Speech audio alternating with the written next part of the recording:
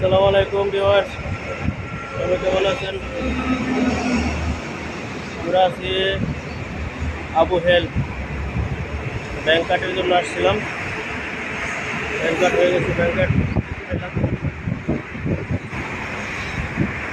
কার্ডটা হাতে পেয়েছি আর ক্লাস করে আসলাম। আমার এই যে ফ্রেন্ড, আপনি একটু দেখাই। আমার ফ্রেন্ডে এসএসএল পাস করলো, আজকে হয়তো পার্টি দিবে। তো সবাই ভালো থাকবেন।